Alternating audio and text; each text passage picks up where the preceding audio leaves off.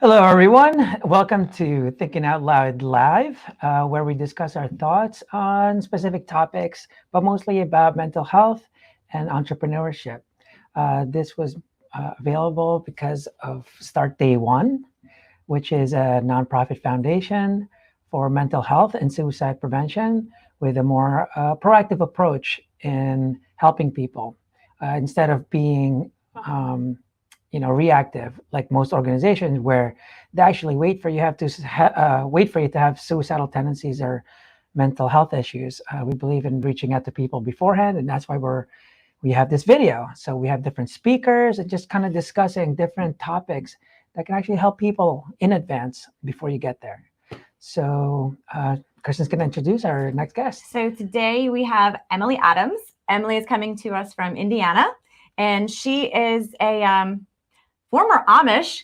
She broke free from that. She is a power lifter, a life coach.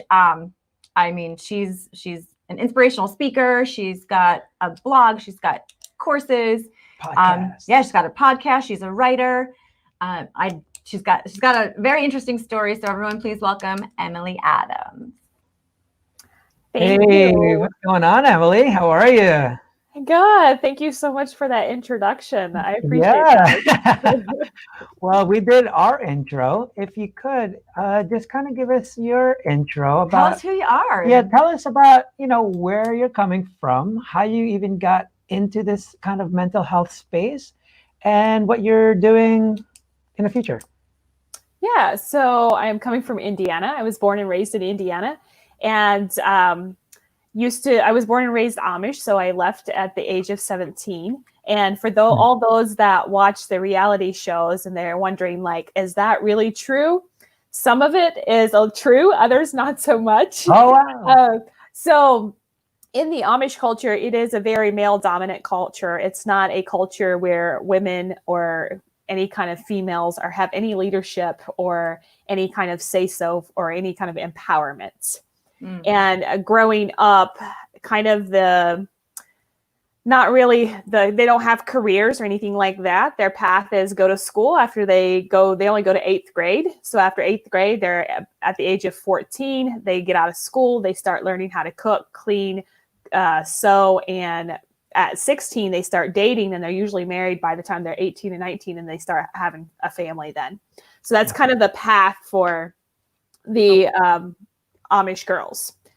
So growing up, it wasn't something that I started questioning a lot of different things at the age of 13 and 14 and realized that this was not something that I could see myself doing for the rest of my life, and started questioning a lot of different things. So at the age of 17, I made the decision, knowing that if I made the decision to leave, I was not going to be able to come back at all. And I was leaving everything behind. So I left in the middle of the night and left. So you just bailed. I just bailed out. You snuck out. Yes. Oh, wow. There's another story of that, of like, so when people know that you're starting to leave the culture, your family first starts sitting down with you and having these conversations, this is wrong. It's a very religious culture. And then the church starts coming to you, and it starts to become like a brainwash tactic for them to get you to stay. So there'll be things like, if you leave the Amish, you can never go to heaven. You're not saved. You're automatically going to hell. God is going to put so many bad things in your life. And like, it's like a brainwash tactic. So that's where I learned at that age how to block out shit. And when I say I'm really good at blocking out, sometimes I'm too good at blocking out stuff. But I was at that mindset of, what, I can't stay here and continue with this. Mm-hmm. So therefore, I'm going to block out what I don't want to hear, and I'm out. So I left, went through a culture shock, and I had planned on leaving and getting my education. But instead, at 18, I became pregnant with my oldest son. And in the Amish culture, once you become pregnant, you're marrying that guy no matter what. And there's no divorce in the Amish culture as well. So I became pregnant. I was like, hey, we've got to get married. He was on board, got married. year and a half into the marriage, realized after being out of the culture, this is not normal. The marriage was very controlling and verbally abusive and not a healthy relationship at all. Was going to leave and file for divorce, but then found out that I was pregnant with my second son. So I stayed for another 2 years, partially because I was scared of becoming a single mom and going through with a divorce and all the mental side of, if I divorce, I'm already on this bad path and God is never going to take me back. Mm-hmm. So I'm just digging deeper. And then finally I was like, you know what? I've already messed up bad enough. I might as well keep going. Like, it doesn't matter, right? There's no turning back. So yeah, I filed for divorce and became a single mom. And that's really where I started thinking about who I am as a person and what I want out of my life. And I knew I was always called to do bigger things with my life and be an inspiration to others, but I just didn't know how. So I thought by, going to college, decided to enroll in Purdue University and was determined to get my degree in 4 years as a working full-time single mom. And the student advisor told me that's not going to happen. It takes 6 years. And I told her, I don't have in 6 years. We're going to do it in 5 or at least 4. And graduated in 4 years. So one of my biggest life achievements, to be able to walk across the stage and have my boys actually see that mom went from an 8th grade education, which was actually a 6th grade in the public schools, got my degree and landed my corporate job and had gotten married again. And it looked like I had everything on the outside, had my corporate job. Meanwhile, had joined a gym, had lost 65 pounds, started powerlifting, and looked like I had it all from the outside, but not necessarily. And 2 years into my next marriage, he decided that he fell out of love. So now I was going through divorce number 2. And, there was a lot of bitterness, anger, and hate and everything else that goes with divorce. And I was like, you know what? I'm done. Like, I am going to go on this path of self-discovery. I'm going to find out who I am and what in the world I want. So I started doing a lot more of mindset work. I started watching a lot more motivational videos of just plugging into something positive. And I was always a positive person anyways, no matter what, I could stay positive. And my friend had tried to introduce me to meditation then. And I was like, nah, powerlifters don't meditate. And she was like, but you're really an angry person. I was like, no, I'm not. We always get defensive.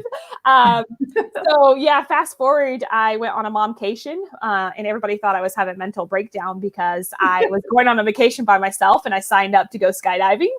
And so they're like, are you okay? Do you need to talk to somebody? And I'm like, I'm fine. But in that moment, I realized I needed to find out who I was and find myself. Yeah. And when I did, I realized that the corporate job was not serving me. And now I was called to do something bigger with my life. And I came back and had some discussion. And finally, one of my best friend goes, you should mentally try to quit your job. Just mentally, like, don't do it, but just mentally do it and see what happens. And freaked out for a little bit. But then I realized it felt so good. It felt so right. And I was like, that's my answer. I'm like corporate. I'm done with the corporate world. I can no longer make a difference and I can no longer do what I want to do. And I was miserable. Mm-hmm. So left the corporate world and thought I was going to be a nutrition coach because that's what I'm really good at, teaching nutrition and working out. But I realized I was not in alignment with me. And I took a step back. And during COVID of this year it was a blessing. It was so much time for me just to sit back and really evaluate my life and like, what do I want? And, I know that I'm no longer in the corporate world. What am I really called to do? And I started this 21-day meditation challenge. And I was open partially because I was like desperate because like I need something in my life, like something's not fulfilled. During this meditation challenge, it was a simple challenge. It wasn't anything crazy. And I listened. I was being still and I was listening to myself. And I started finally having a connection. Like I was connecting with a higher person. Like it was now, it's God, right? It was a higher power. Mm-hmm. And then I realized, man, I've got all this religious stuff in me. And like everything was like really resisting. So I completely rewired the religious side and got rid of religion in general and went the spiritual route. Mm-hmm. And completely changed my life, changed the way I think, the way I operate, changed my parenting and everything. So that's kind of like the short version of like how I came to this today. And now I just am very passionate about teaching other people. Your minds and your thoughts are so powerful. Have them work for you instead of against you. And you can pretty much make your minds and thoughts do anything you want them to do.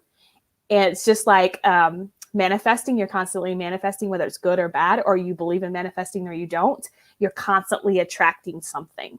So why not let it be something good? So that's kind of my life coach. And then started writing a book and launched my podcast, which is around inspire, empower, and impact, because that's my life vision and kind of what I speak on. So that's a long version of an introduction. Well, yeah, That's thank you for great the and intro. very interesting. Yeah, definitely. So just for people that don't know, I will explain a little more Start Day One because it kind of so it relates with what you're saying. The reason we call it Start Day One is we're trying to change people's perspective from dreaming of one day to starting day one.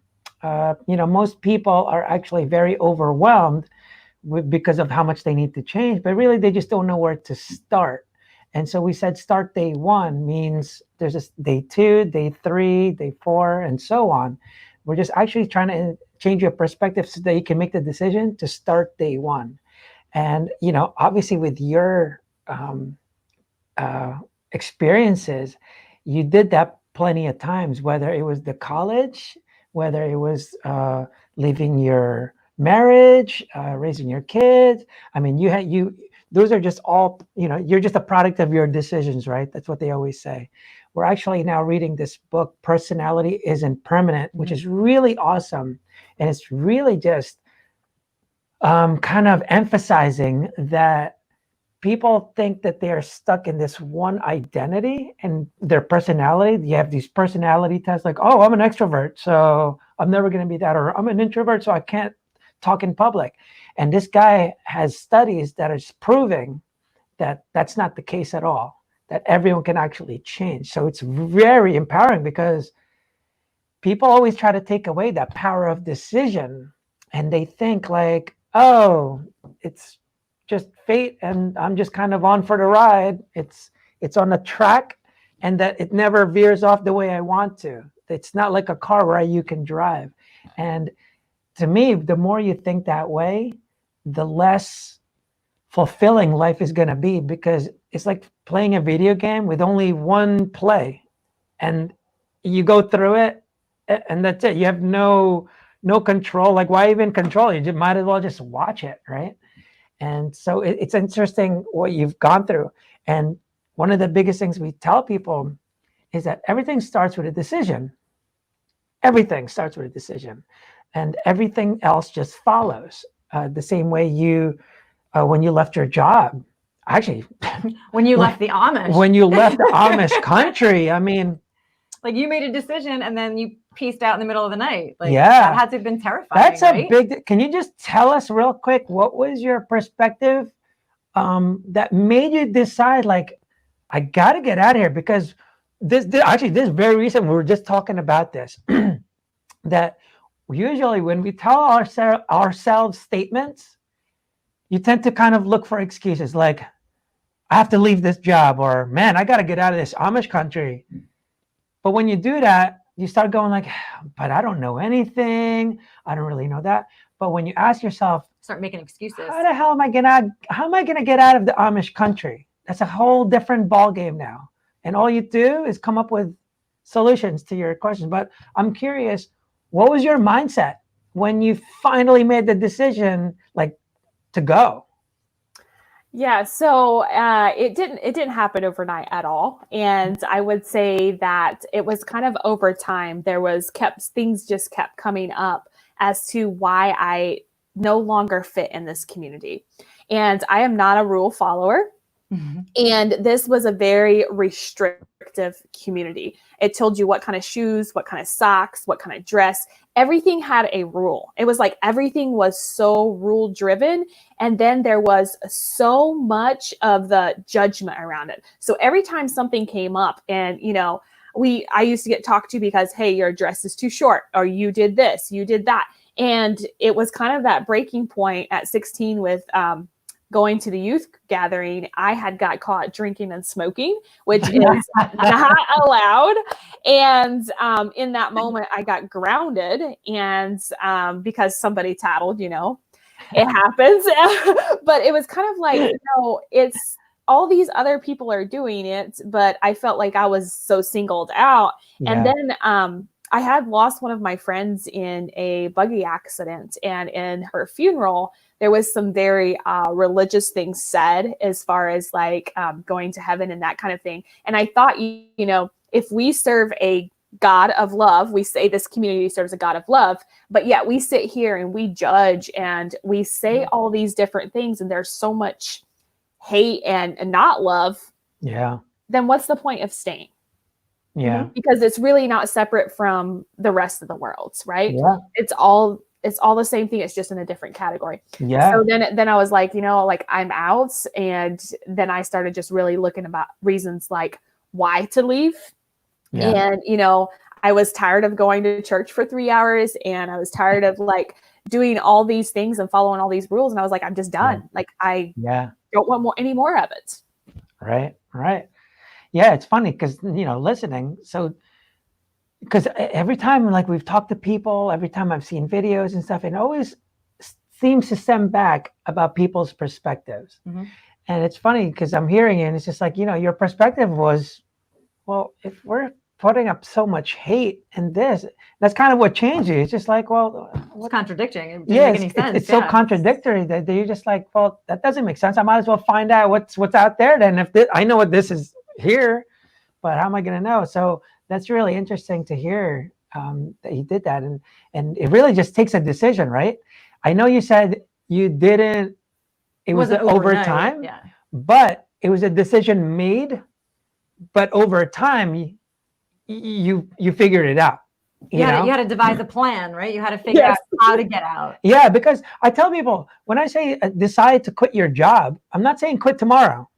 What I'm saying is, or even with relationships. Well, just like you did with your job. Yeah. Mentally quit. Don't actually quit. Mentally quit for a minute. It's the same thing with relationships. You got to leave them. I'm not saying leave tomorrow. What I'm saying is once you make that decision to leave a job or a relationship, all of a sudden your mindset completely changes because the decision's been made and it was going to go this way, but it went, you know what? It goes like this automatically. And I always tell people it's automatic. It's not something you think about. Once you make the decision, all the solution starts popping up in your head. So you're not there when you quit. When you decide to leave a job, you don't have to plan like, well, before I leave my job, let me plan. I have to get my resume out. No, you don't even do that until you say, you know what, I'm going to leave this job. But once you do that, all of a sudden your boss is less annoying because, you know, you're out. So you just go, yes. You're mentally out. Yeah, you're mentally out. Yes, sir. Of course I'll do that. Anytime. You're actually even a better employee, right? Yes. And then, but you're really just planning it out and you're actually going like, all right, where am I going to submit my resume? Who am I going to work with? All back in the back of the scene. You're not quitting. Same thing with relationships. Mm-hmm. You know, she went through basically something similar, you know, you can kind of elaborate a little more. I had an amazing lifestyle. Mansions, yachts, private jets, chefs, all that stuff. I had everything. But I was in a very abusive relationship. He was just a horrible human being. And he just wasn't a nice person. He just wasn't a good person. I've never known him in the 16 years I was with him. I've never known him to do anything for someone else completely selflessly, like never, not once. And so everything was about him. So I knew I needed to leave. And once, and I hated him for probably the last 6 to 8 years I was there. And like I said, this was 16 years. This was a long time. I hated him for a very long time. But, you know, it took me a long time to figure out, once I decided I'm out, all of a sudden he was so much less annoying to me. And I was just like, whatever, don't care. Just like water off a duck's back, didn't care. And I made my little plan and I did what I had to do. And, you know, I left with nothing. the clothes on my back and my cats. And that was it. But, once I made that decision, all the steps just fell right into place. Right. And it was just, see you later. And it takes some Bye. time, but it's funny. Like once you make that decision, all of a sudden everything will follow. And Making the decision was hard. But once I made the decision, it was nothing. And people always say when situations like that, they always say like, oh, it's because you had enough.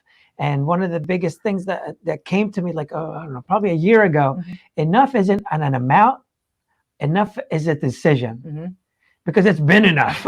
Like, it was enough 5 years ago. Like, I don't know what you're talking about. You just finally left. Yep. And it's funny to hear that, because then all of a sudden it changed people like, oh, yeah, I guess that makes sense. Like, yeah, you've just been too busy making up excuses this whole time. And the big, the examples that we use about it being automatic, I talk about, like, people always say there's no time or money, but whenever your best friend gets married, all of a sudden you tend to make it. How? Because time and money showed up. How? Nothing changed. You didn't win the lottery. You made a decision. Yeah, and all it was, you made a decision, because what happens first is you change your perspective. And you go, well, I don't have time or money. But then your perspective is, this is just a one-time event, and that's my best friend. This is supposed to be once in a lifetime kind of thing. And so you go like, you know what? I gotta go. And then you go. So you call off out of work. And then the next thing is the money part. And then you're like, well, it's a year from now, so I'll make it. And I tell people it's the same exact process for that vacation you keep yapping about. Same thing for losing weight, right? Like when people, I'm sure what do you tell your people with nutrition and stuff like that, the powerlifting? I know you got really heavily into that. Actually, you know what? Let's talk about how you even got into powerlifting. Yeah. From Amish to powerlifter. Yeah, that's way night and I day. mean, there's people that are not Amish does not go to powerlifting. They don't even go to the gym. So Right. that's like way, totally. What different side of the happened spectrum. there? Yeah, that's funny because no one in the Amish community works out either. Yeah, you So lost 55 pounds too. That's a lot. Yeah.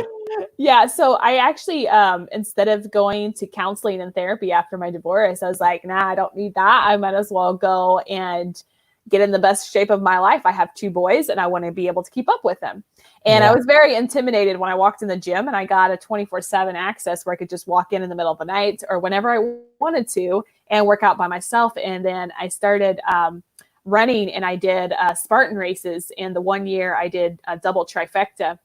And it showed me like the mental game. You had to mentally prepare yourself to run this 15 to 20 mile run with obstacles in it, which the obstacles and the signs lied the entire time. It would say you're at mile 7, but you might have been at mile 12.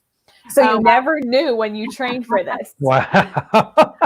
So yeah, I lost a lot of weight through Spartan training, and then decided I went to the Arnold here in Columbus, Ohio, and walked up to the USPA Federation booth. I had no idea what powerlifting was. Strictly walked up to get a pair of knee sleeves. And little did I realize I was talking to the president of USPA Federation, which I compete in now. And I'm also a state judge for USPA Federation for powerlifting. And he was like, you powerlift? And I was like, no. And he was like, well, you should look into it. You know, it's a really empowering community. And he gave me contact for people that train here in Indiana. And I hooked up with them the next weekend. And I saw like a competition. I was like, yeah, I'm hooked. So when I started training, it became like so eye-opening. I was squatting like 200, deadlifting like 200, and I could barely bench 100. But when I started training, like these numbers just kept going up. And I was like, man, like I'm strong, like not only physically, but mentally. Like I started gaining so much confidence. I started, having a voice, having an opinion, and starting standing up for myself. And when I competed, the first time I competed, it was so empowering to get on a platform and not have to worry about your body shape or size, because it doesn't matter in powerlifting. You follow the commands, and that's that. Yeah. So when I started powerlifting, I was like, I want to one day have 1,000-pound total, because that's a stretch for my weight class. That's like athlete level. Yeah. And I was partially Become not an driven. athlete. I was partially driven by a personal trainer that had told me I'm a mom, so I can't be an athlete. So that kind of drove me to Yeah, I'm going to be this Huge. athlete. So in December of 2019, I actually reached 1,013 pound total. Wow. And what I realized in powerlifting and this competition in 2013 is the mindset I had going into it. I had made up my mind and I trained like this the entire time. 400 squat, 400 deadlift, 200 bench minimum. That was my mind going. And anytime I would hear, but what if you get a 380 squat? I was like, no, that's not happening. And I would automatically just squash the thoughts because I knew, like, going into this, if I trained hard enough, I knew I could get there. And I was so focused and didn't talk to anyone in the competition. My best friend was my handler. She's also my coach and writes all my programs. She called all my numbers. So I was walking up to the platform. I didn't even know what was on the bar. And on my last deadlift, because that was the last lift I had, I knew I reached my 1,000 pounds or plus. And when she told me it was 1,013, I was like, whoa, I'm not going to retire now. I'm going to go. I qualified to go to drug tested nationals, which is in September of this year. Yeah. And I want to take the #1 spot in my weight class at a world level for drug tested. And but the powerlifting, some people say it was accident by me just going to get those knee sleeves, but it really wasn't. It was just a part of my story, and it empowered me. Lifting in general, for anyone out there, whether you're female or not, like, just start lifting. When you walk into that gym and you, even if it's at home, movement, mind, body, and soul connection, like, movement is everything.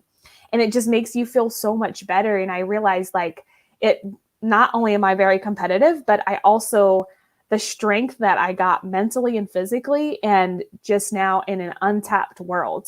So I don't have to stop at the 1,000 pounds. I can keep going and going as much as I want.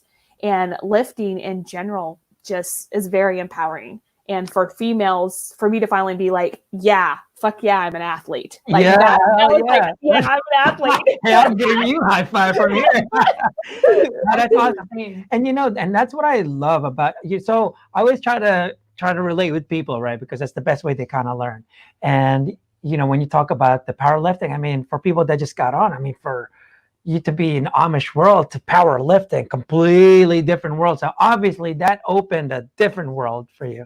And what I like, so I believe that everything stems all the time from the past. When people have issues, mental issues, things like that, a lot of it stems from the past.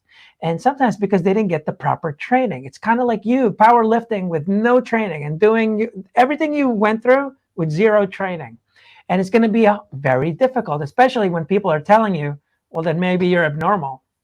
Like, no, I never had training for this. So that's why I think sports is very important to instill in kids at a very early stage, because it teaches them, one, the biggest thing, I think, it teaches them loss. It teaches them the competitive, how to lose. To basically to progress. That's really what it is. To be better than you were yesterday, to be better than you were before, to be able to be mentored and ask for help, to be coached. Those are so many things that you learn just as a kid growing up. And that's why I don't like the whole idea of everyone getting trophies or, because it doesn't make sense. Because the reason is because now you're not teaching them. You're not educating them. All you're doing is spoiling them. I get it. It feels so good for them at the time of, getting a trophy. And it's like, oh, it's so great. Now they don't have to feel that. But I'm talking about they're in training right now. When they're 18, they get to feel that later. But right now they're in training. They need to feel the loss. They need to, kind of embrace that until they learn how to do that. It's going to be so hard when they get older. And I always say, like, the young adults have the highest rate of, like, it's the second leading cause of death for young adults is suicide. That's insanity. And I think it's because they just don't know how to handle loss as well today than they did before. Before we kind of we only talked, and now they're kind of doing, fake personalities, like, just a fake persona. And so so when you're talking about that, I love how you said, it just opened up a new world. So for people that are listening, it's like, you're never going to know the possibilities if you don't open yourself up to other possibilities. Right? So yeah, we can go together. So one of the things, what's cool is, so I don't know if it was a friend or she got this story from somewhere else. This is my aunt. She told me it was her friend, but I feel like I've heard it again, and I'm just like, wait a minute, that sounds kind of familiar. But anyway, she had a Black friend that said, Oh, I know the story. yeah, he said, you know, he became, actually, I'm not going to say what he became, just to give it a little suspense. So anyway, his mom was, they were poor. So the mom cleaned houses. And so she actually couldn't even read or anything. And so what she did while she was cleaning the houses, obviously the one that can afford that are rich people, big houses. So as she was cleaning, she decided, what the hell makes me so different from these people? She was just kind of curious. So she started looking at like what they do differently. She realized, wow, they don't really watch TV. And it's funny, the more successful, the more they don't watch TV. The ones that have the time to watch TV are the ones that don't. The ones that are slacking off and stuff, oh, all day, right? And so she started seeing that. So she would actually bring it home. So to teach the kids, again, it starts from when you're younger, right? So she started telling them, no TV. You only have this much time for TV and that's it. Get your homework. She started done. giving them books instead. Right. She started telling them, you got to read books. Like, go to the library. She would make them write things. And then she'll just kind of mark things. She can't read.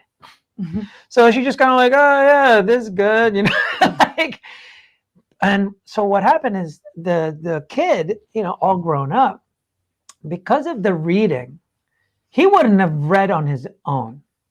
Obviously, when you're in a poor situation, reading is the last thing you want. You want the latest, greatest video game, right? Especially when you're a kid and you can't afford shit. So he decided, like, after reading, he just saw like, wow, there's so many opportunities, there's basically infinite what you can learn and infinite what he might be able to want to do. And so he just opened his eyes. So read one book after the other.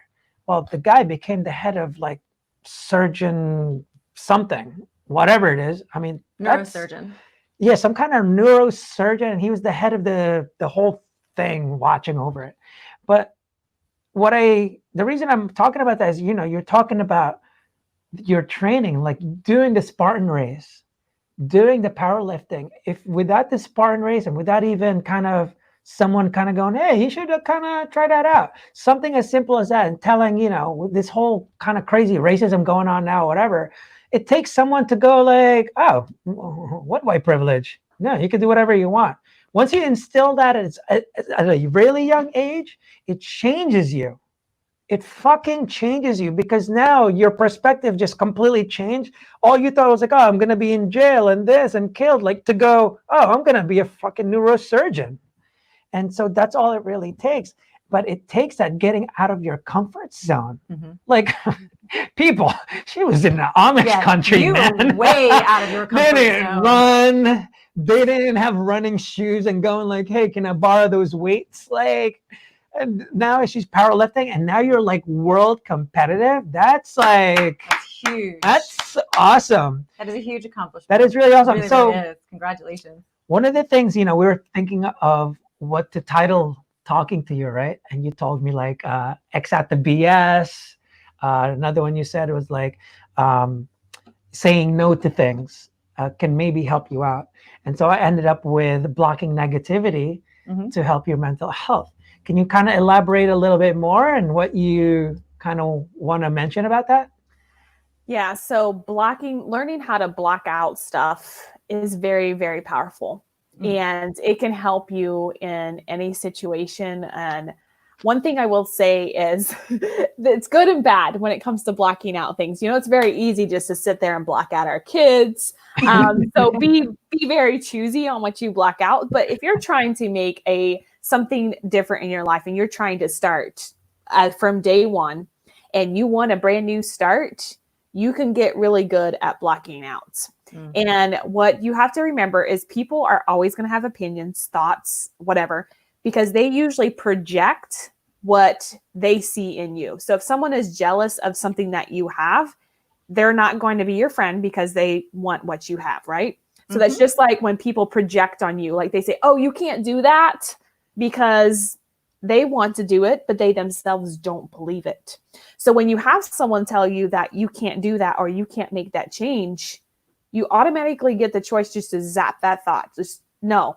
And you get to choose whether you're going to believe that and let that be part of your story, or whether you're going to say, no, we're going to block that out. And in a couple of months, I'm going to look back and realize that I just rewrote my story because I said no. I blocked that thought. I blocked that out. I blocked that person out.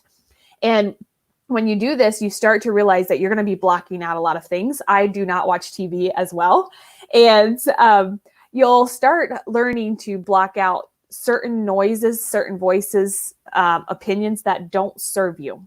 And when I mean that don't serve you, if they're not in your highest good, if your $1 million mindset wouldn't think these thoughts, then you don't need to be thinking them now.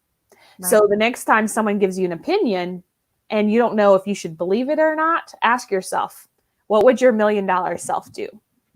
And if that $1 million self would be like, no, we can't think thoughts like that, and we don't think thoughts of failure, then you block it. And when you block, the more you learn how to block out things, the more you realize you have opened up space more for good and more positive thoughts, and then start feeding your brain with something that's empowering to you. So block out so you have more space to really empower your brain. And when you do that, you really just open yourself up to a whole new different mindset. It's just kind of like opening it back up to making it serve you. Yeah. It's funny, talking to you when you're saying blocking, because I'm seeing you doing this, right? It just always brings me back when I tell people, like, sometimes to people's perspective, right? I had this experience. I have to tell you this one experience when I was snowboarding, and snowboarding in the glades, basically in the trees. They were probably like, I don't know, 5 to 10 feet apart. So when I would go in there, I would take 1, 2, 3 turns, and all of a sudden, fucking tree. And I'm just like, skirt. Fuck, that was close, And then I would crash, and then it takes such a pain in the ass to get up because snow is so deep in there. So your hand's going in. It's not, you're not just pushing off and all right, I'm up. So it's a really pain. And then I would get up and I would go again. 1, 2, 3, tree. Now I got to do that again. I'm like, this is annoying. This is not fun at all, But my friends just cruising, and I'm going, holy shit, how do they do that? I suck at this. Yeah, until my friend decides to stop and spray me, like, yo, you okay? After, snow, like, yeah, I'm good, dude, thanks. So I had to ask him, I was like, yo, how do you do this? Like, but I'm thinking, well, they've been snowboarding for freaking like 15 years. He used to live in Oregon, and, he's just that good. So, but I figured, why not ask, like, well, how do you guys go so fast? Like, it's insane what I'm seeing. Like, you guys aren't afraid of the trees. This is what he tells me. Stop looking at the trees. Look at the path between the trees. In my head, I just freaking laughed because I'm going, right. Of course, dude, that'll do it. But here I am. That's already twice that I've actually probably more than that I've already fallen so many times, and I'm annoyed. So I've got nothing to lose. So I'm just like, all right, let me think about that. Path between the trees. Don't fucking look at the trees. Got it. So they're all gone already. So then I got up. I'm like, all right, path between the trees. Path between the trees. Go 1, 2, 3, 4, 5, 6, 7. I purposely stop at 10. I'm like, skirt. What the fuck was that? Like, what was that? And so all I'm thinking, I'm going, that is so crazy. And all I did was change my perspective on the whole situation. I did not get better in 3 seconds. The weather didn't change. So my skill level was the same. The weather was the same. I'm in the trees. There's no wind. There's no sun. nothing at all that made me even better, right? So how the hell did I do that? And so I realized the power of perspective, and kind of like what you're saying, what happens is when you focus on your path, kind of what you were saying, like if it's not conducive to what you're trying to do, when you have that kind of perspective and that almost like that purpose would be the best word, not goal. The purpose, you automatically block. Like you don't see the trees. You have to look at the path with your purpose, to your purpose, or to your goal, or whatever it is you're trying to become, you're trying to go to. Because as soon as you focus on that, the trees become invisible. Mhm. The things you're blocking automatically get blocked. You don't watch TV because you're like, man, I got to get this done. TV is just going to go do the reverse. It's looking at the tree. And it's funny, same thing with motorcycle, same thing with a lot of things where you don't want to look at what you're trying to prevent hitting. Because the more you look at it, the more you get hit into it. So when you focus on the negative shit in your life, you actually tend to go towards it. When you're in a bad relationship trying to avoid another guy like that one, you end up crashing again because all you did was try Right to into avoid. his twin. You tried to avoid the trees. You tried to avoid them instead of focusing on like, what do you want? What do you want to be? What kind of person? What person? Instead of avoiding this, avoiding that. Well, now you got this asshole. So and so it always brings me back to that. I love saying that because then it makes people understand quickly what I mean. And people that, when you're driving, things like that, like, you, especially motorcycle. Stop focusing on your problems. Yeah. When you Focus on your path. when you keep looking at what you don't want to hit, the more you're going to hit them. So same thing with your goals and all that stuff. And it's just nice to learn that. Right. And it's funny because with you, it's like you made the decision. So it always goes like this for me. You change your perspective. Once you change your perspective, allows you to freaking make a decision. Once you make that decision, everything else follows. That's when you start setting goals and all that stuff. And actually, even before that, it's like you should really tend to figure out your purpose. But to figure out your purpose, people are afraid, like, I really want to do this, but they stop themselves, whether to become an artist, to really enhance people's, open people up to their art, things like that. They don't go for it because they're scared, right? We're all scared. Like anything scary is always, it's risk reward, man. The higher the risk, the higher the reward. Like leaving the Amish country, I'm sure you always kind of compare like, holy shit, I would not be doing 1% of what you do now if you stayed. There's no way, right? There's no way. Do you ever kind of just think back at all ever and just kind of go like, no, I guess not regret. Obviously, it doesn't sound like you regret any of it at all. So. No regrets. No regrets. Yeah, it's a little different, Are you in touch with anyone still? Yeah, in that like culture? Yeah, so actually for the first couple of years I was not, but what happened, so I was actually the first one to leave out of my family. And then a year later, my sister had left. And 6 months after that, my other sister had left, and they both had children. They were the only grandchildren. So now all my parents' grandchildren had left. So then it became they left with more, their kids. Yes. So it became more of like, okay, we want to see our grandchildren. But in order to do that, there was some negotiation of like, we're the parents, we got to come with our children. Mm-hmm. So we slowly built that relationship back. So now, yes, we do have a relationship. Wow. And it's not something that happened overnight. And there was a lot of agree to disagree. So, but yeah, now we do have contact. Oh, that's good. That's good though. That's good. So you said before when we were talking that the COVID thing actually helped you change, kind of changed your whole little path right now that you thought you were on, and then you changed it to something not completely different, but different. So tell me a little bit more about how those decisions, the time and those decisions how that all works. Yeah, Emily, what happened? I would describe it as uncomfortable as fuck. And Sounds about right. Sounds about right. I say it because like you know, I always try to set a word for the year at the start of the year, and my word was faith. And I had no idea what I was doing when I set the word faith for 2020, because let me tell you, my faith has grown. But just during COVID, you know, the world was at just like this fearful place. And I started from day one telling my boys, like, look, we're not buying into this fear. We don't listen to the news. We're not buying into the fear. We're going to have plenty of food. There was one time we thought we might run out of toilet paper, but we got lucky. Yeah. And we were okay with that. But what happened was during this time, you know, I thought, you know, I was going to be a nutrition coach, and this was what I was called to do. But everything just seemed so resistant. And I was like, you know, this isn't lining up for me. So one of my my mentors was like, take some time. You have all the time in the world. Just take some time. Yeah. And that was the last thing I wanted to do. I did not want to sit still. I did not want to listen. I thought that is, you know, I don't have the time. I can't do it. But I realized it was what I needed to do.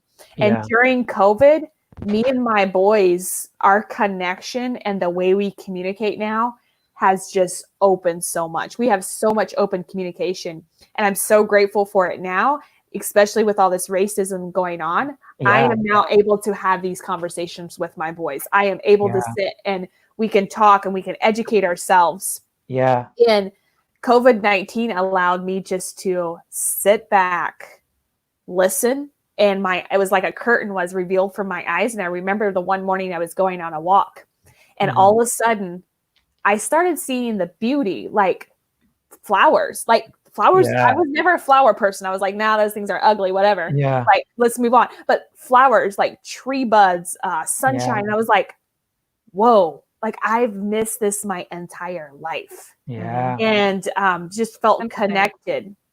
And it was You're the in best. The present.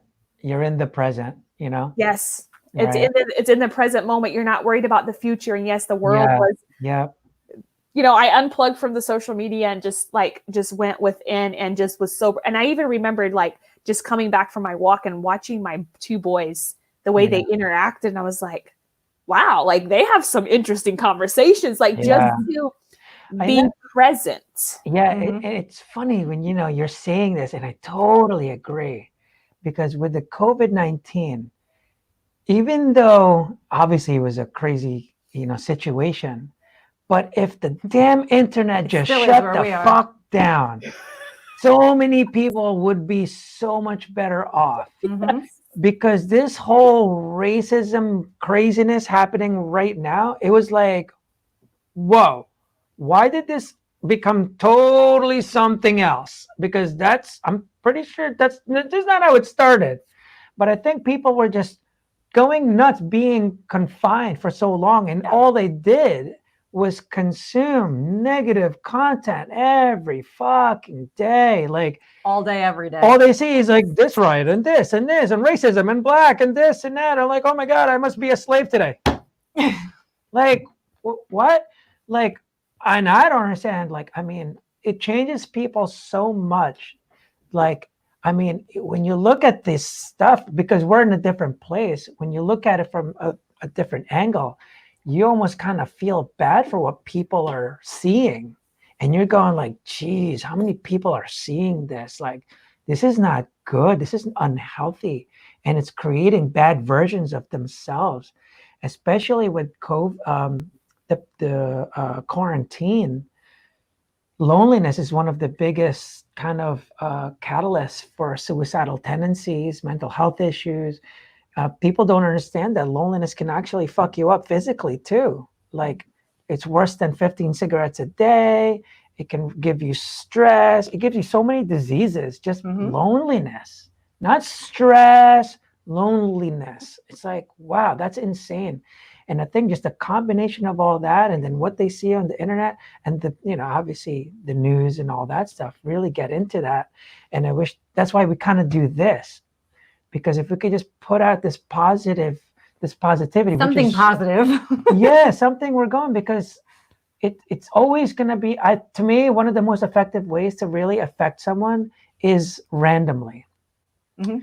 And that's why we kind of do this. So the purpose of Start Day One is we're trying to raise funds to proactively help people instead of reacting and waiting for them to be in trouble, to have mental health issues.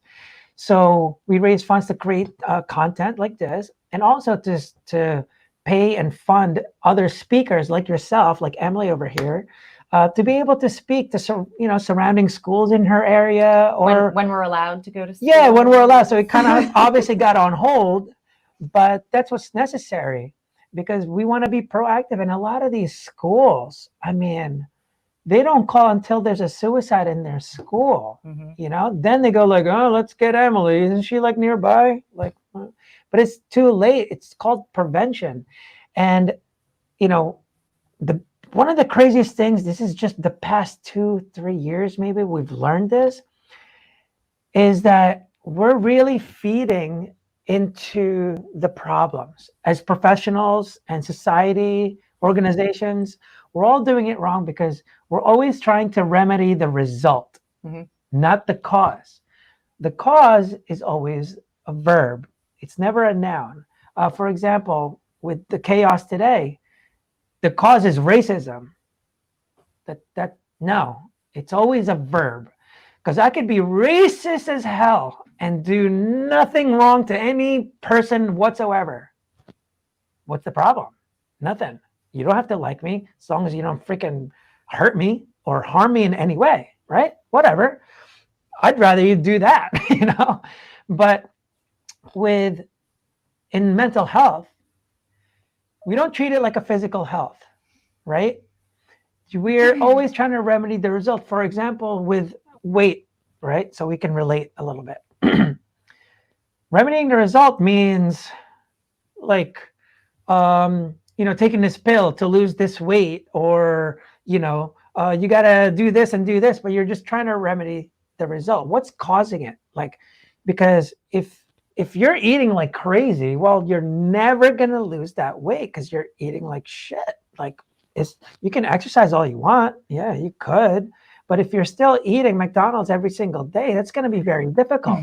Or you can change your diet, helpful, but you'll never really reach that level you're looking for if you're not lifting, running, or any exercise whatsoever. So if you're just sitting at home, it's also not going to work. So you really have to figure out what's causing that. And a lot of times when people talk about physical stuff, it always stems from your mental. The reason you didn't go to the gym, the reason you're still eating is all mental. And so I always try to go back to the cause. And today we're blaming it on a result. We're saying depression, anxiety, those are the causes now. It's an invisible fight. And that's why no one ever fucking wins. Because you hear people all the time, oh, my depression is so bad. I've been dealing with depression since 2016, Emily. And you're just like, wow, you know the exact year, huh? That's interesting. Like, but no one ever goes, because depression, anxiety, those are just emotional responses, just like happiness is. But no one's supposed to have them. Yeah, no one walks around going like, oh, dude, I've had happiness since like 2012. Like, only because you haven't dealt with depression or anything. No one passed away, nothing bad happened to you. So I get it. And they have this perception that depression is now abnormal. Like, it's weird. But it's to the point that they think it's abnormal, right? When they go, Robin Williams, rock stars, oh my God, how could they commit suicide? And this and that. And, I've been saying this for the past 2 episodes, and I'm like, well, do you believe that money can buy happiness or not? They always say like, no way. Well, then why can't you believe that he's depressed? Like, just because he's got money, like, I don't understand. And that's someone with money. But poor you. I was depressed and I had a lot of it. Yeah. But then here's poor you, who's not even making as much money there. Why is it abnormal for you to be depressed? It's just an emotional response. What the fuck are you thinking about? That's what I need to know first. What is causing you to be depressed? Because people think it's like this. Oh, you have depression. She's going to be depressed for 2 weeks now because she got depression.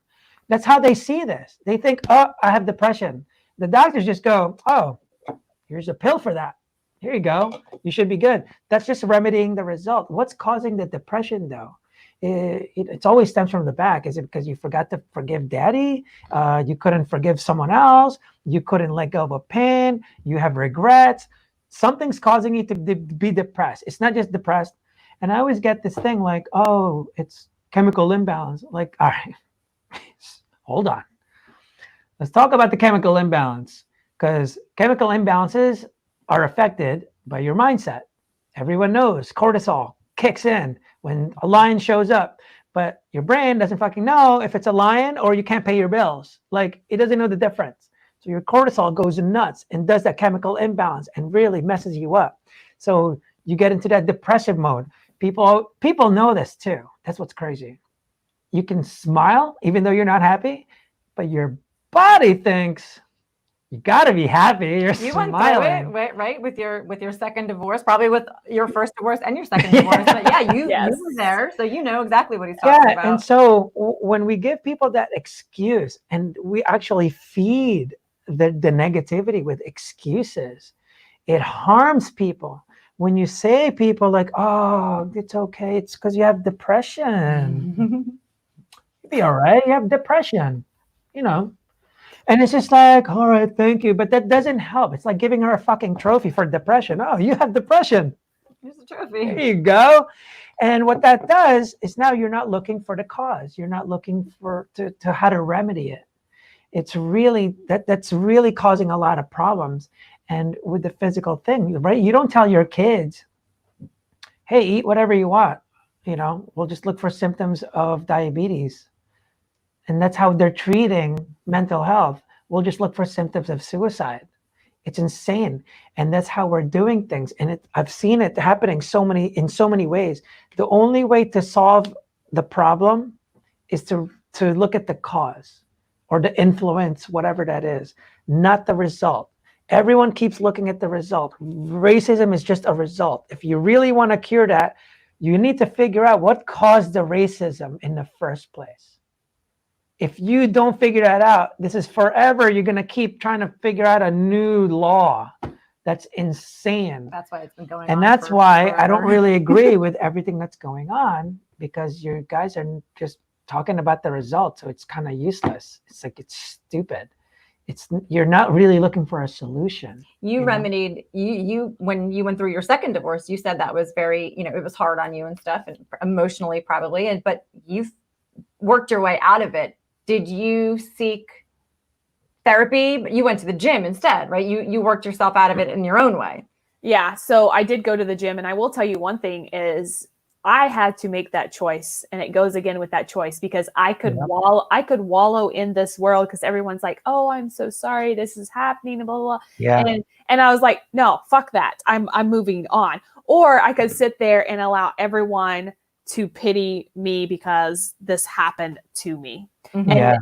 And like, I had to mentally make that choice. I can either sit here and be depressed and not get out of bed, or I can be like, no, it's going to be the best life I've ever lived. And I made that choice. Like, no, I'm going to the top, and that's how I'm going to stay. And that's with like everything, right? You can choose which one you're going to pick. Yeah. Yeah. Absolutely. That's awesome. And always, right, stems from the decision. Once you make that decision, and that's really, it's funny. It's something so simple. And like, you're allowed to be depressed and all fucked up from it for a little while. That's like expected. That happens. You have to mourn that loss or what have you. But you can't just live there forever. Yeah. So, like you said, you have to, be depressed for a little bit, be sad for a little bit, but then you decided you were like, fuck this, I'm done with this. Yeah. And it's all it is being more aware too, right? Where you're at, your decisions, what could happen. You have perspective is this way or perspective is that way. And there's people that just fall in the trap. I'll never find someone else. That's it. So, right? Plenty of fish in the sea. Right. There's people that take this perspective instead of this way. And that's what hurts them, because now every decision will follow that perspective. Mm-hmm. If you think no one's there for me ever again, all of a sudden everything will follow. Mm-hmm. And you won't even look at people that would have been perfect. You just went, nope, It's because your perspective is that. With your perspective, it's just like, shit, fuck that. Like, I'm getting some, like, I'm gonna do this, like, and so, and it always kind of just starts from there, and it's cool to see. Or so, how do you help, you think, people? Give me a story of someone that you've kind of helped just change their perspective and like helping them make a decision and stuff.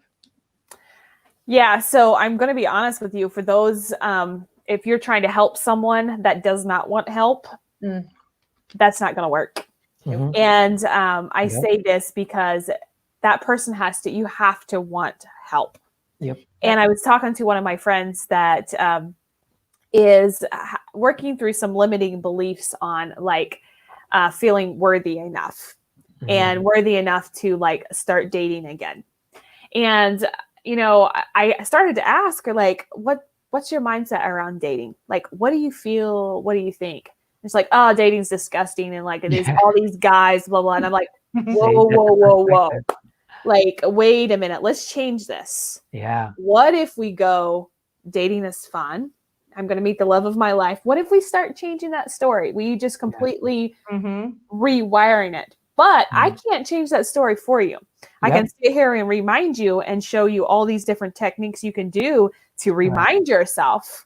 Right. So when you start changing your story, there's tons of different ways you can do it. You can write it out. You can literally voice record it and listen to it on repeat. Right. You get to change it. But if you're not ready to change it, no one can do it for you. Right. Yeah, I've told that to so many people. It's like psychologists, psychiatrists, any help. It really works in like a rehab situation all the time. Yeah, like we always say it. Yeah, like when you think about the psychiatrist and all that stuff, they do nothing to you, for you. You are actually fixing yourself. Yep. All we can do is guide your mind, and that's why I always stand off. Like that person you're talking about, her perspective is so different than anything else. Unless you change the perspective, and that's what inspiration really does. Inspiration, all it does is change your perspective. There's going to be some quotes that, whatever, but then there's that one quote. And most quotes, exactly, you always say, oh, that's true. Like you already know it. You don't go like, really? No, life is short? No way. You know what I mean? Like you don't question it. You just go, that's true. Every quote that you read, you're going to go, no, that's true. And all it was, once you change your perspective, then it's easier to make that decision. And so for that person, it's just like, oh my God, like you really have to change that or else you're never going to make that decision ever. And again, it's that cause, right? That's the cause. What makes you think that way? Like, why are you thinking that way? Why do you think that? Well, because this and that, like, all right, let's start there. So that's why you think it's this. So we need to fix that. Right. Because we can talk about all the dating and all this stuff. And you know what I figured out? Questions are the best way to ensure that it's coming from them. You know how you say like they have to do it?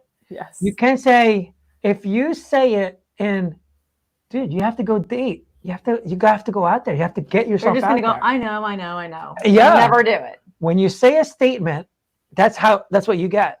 But when you go, hey friend, so I know you have that perspective that you think it's this and this, but what do you think would make you be able to go out there? They don't think about, but you don't answer with, but you just go, I don't know, I guess if I start doing this, if I start doing that, all of a sudden, solution. The only way to get the answers is you have to answer the question.